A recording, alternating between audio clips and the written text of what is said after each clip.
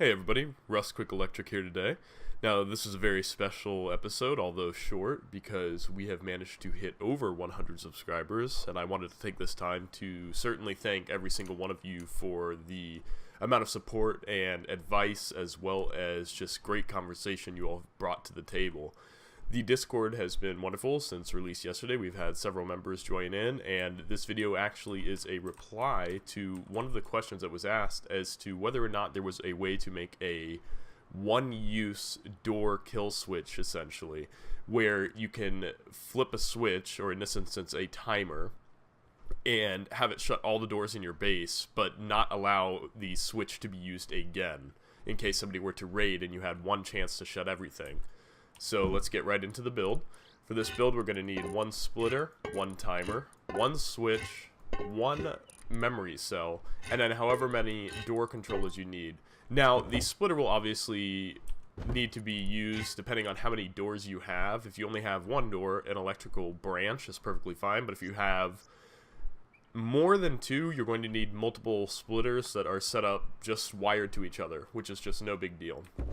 So, as with any build, we have a wind turbine along with a large rechargeable battery. Now, this could more than likely be done with a small rechargeable battery, but the issue lies in that just always with power supply. The more doors you have, the less output, because a small rechargeable battery is only going to give you 10, whereas the large gives you a lot more wiggle room. So, starting off this build, the first thing that we do with almost any build is we're going to have our main power supply, because until they fix how power is distributed through these components, there's an issue with constant drain. So we're going to wire our main large rechargeable battery output directly into our electric input. We're then going to have our memory cell. Now, the memory cell is perfect because it allows us to make it a one-step kill switch, and this is accomplished through the inverted output as well as a set function. So continuing our wire here, we have the output of our main power switch heading down and into the power in for this memory cell. We need our timer, which is going to allow for a full circle loop of forcing all the doors to open one time and then shutting immediately after, which is really what you need, because if some doors are open or some shut, you don't want it to just only close the open ones and leave the other, and inverse and open the ones that are shut.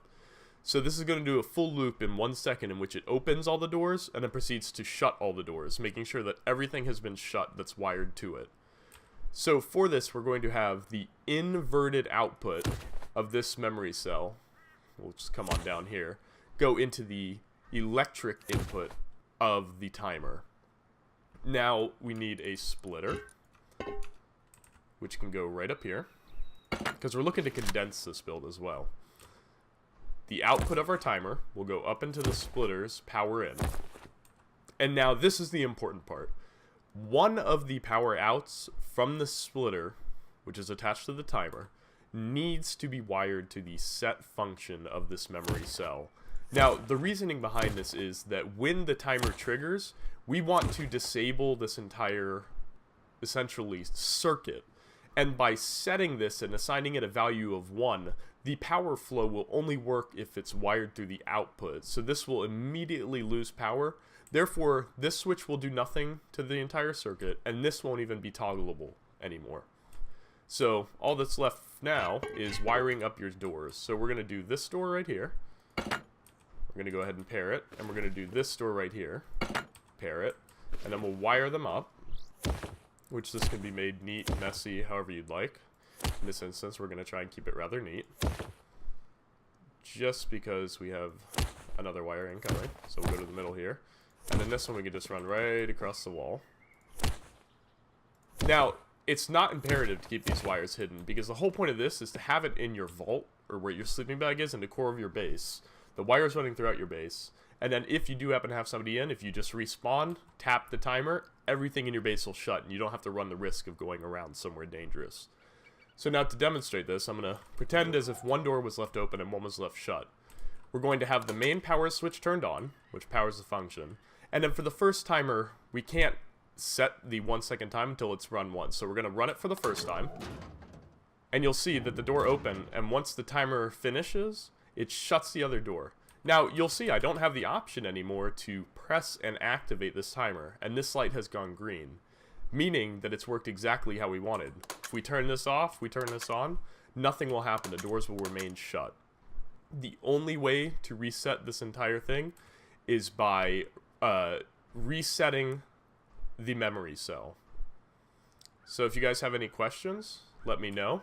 You're going to want to reset it the first time, which can be accomplished by simply getting yourself a switch and a small battery, or you can just unwire it. But for the sake of tutorial, we're going to go like this.